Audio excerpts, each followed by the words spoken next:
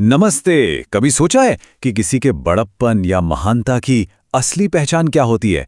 क्या ये उनके कमाल के कामों से होती है या फिर उनके चरित्र की गहराई से? आज हम इसी पुराने सवाल का जवाब एक बहुत दिलचस्प कहानी के जरिए ढूंढेंगे। तो सवाल बिल्कुल सीधा है, साधुता को कैसे परखें? किसी के चमत्कार दिखाने की शक्ति से या फिर उसके रोज के व्यवहार और सच्चे चरित्र से? हमारी आज की कहानी इसी सवाल के इर्द गिर्द घूमती है और इसका जो जवाब मिलेगा ना, वो यकीनन सोचने पर मजबूर कर देगा। चलिए इस सवाल का जवाब ढूंढने के लिए एक बहुत पुरानी कहानी में चलते हैं। कहानी शुरू होती है एक अमीर आदमी से जिसने एक ऐसी चुनौती रखी जो जितनी कीमती थी उतने ही मुश्किल भी। जरा इमेजिन कीजिए, शहर के ठीक बीच में एक बहुत ऊंचा मतलब आसमान छूता हुआ खंभा लगा है और उसकी चोटी पर रखा है एक बेशकीमती कमंडल जिसमें कीमती रत्न जड़े हुए हैं। ये सिर्फ एक बर्तन नहीं बल्कि इज्जत और दौलत का प्रतीक था।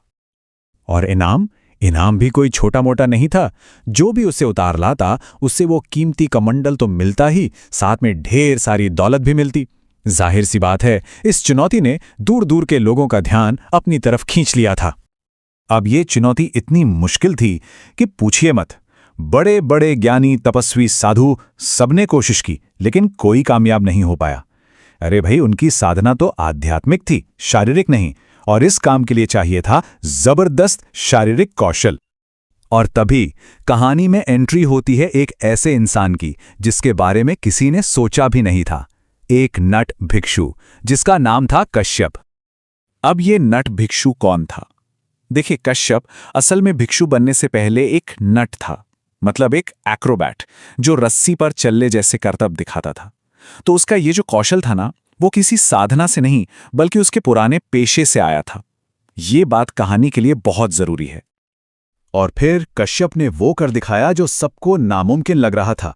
उसने चुनौती स्वीकार की और अपने पुराने हुनर का इस्तेमाल करके बड़ी ही फुर्ती से उस खंभे पर चढ़ गया और देखते ही देखते वो कीमती कमंडल नीचे ले आया। बस फिर क्या था, चारों तरफ वाहवाही होने लगी। लोगों ने तो इसे एक चमत्कार ही मान लिया। उसकी खूब तारीफ हुई और वादे के मुताबिक उसे ढेर सारा इनाम भी मिला। वो तो रातों रात हीरो बन गया। यहां तक तो कहानी एकदम बढ़िया चल रही है ना? लेकिन असली मोड़ तो अब आता है जब ये खबर भगवान बुद्ध तक पहुंची। तो उनकी प्रतिक्रिया वो किसी ने सोची भी नहीं थी। वो खुश होने के बजाय बहुत ज्यादा दुखी हो गए।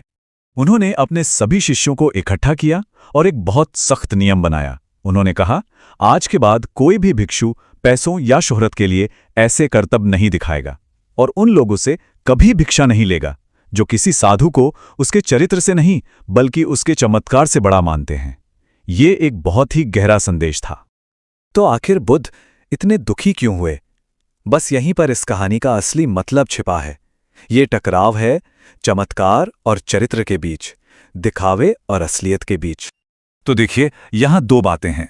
एक तरफ है चमत्कार जो बस एक बाहरी दिखावा है, लोगों को इंप्रेस करने का तरीका, और दूसरी तरफ है चरित्र, यानी इंसान का सच्चा आचरण, उसके असली गुण। बुद्ध के लिए साधुता की असली कसौटी यही चरित्र था, कोई शारीरिक करतब नहीं। तो इस पूरी कहानी का सार क्या है? सीधी सी बात है, असली कीमत बाहरी चकाचौंध वाले प्रदर्शन में नहीं बल्कि हमारे अंदर के गुणों में होती है। सच्चा बड़प्पन चरित्र में होता है, कर्तव्यों में नहीं। और ये कहानी ये आज भी उतनी ही सच्ची है। जरा सोचिए, आज की दुनिया में हम किसी की कीमत कैसे तय करते हैं? जहां बाहरी सफलता और दिखावे को इतना जरूरी माना जाता है, क्या हम भी लाइक, व्यूज और उपलब्धियों से ही किसी को बड़ा मान लेते हैं? या हम इंसान के अंदर के गुणों, उसकी दया, ईमानदारी और समझदारी को महत्व देते हैं? ये सवाल आज हम सबके लिए हैं।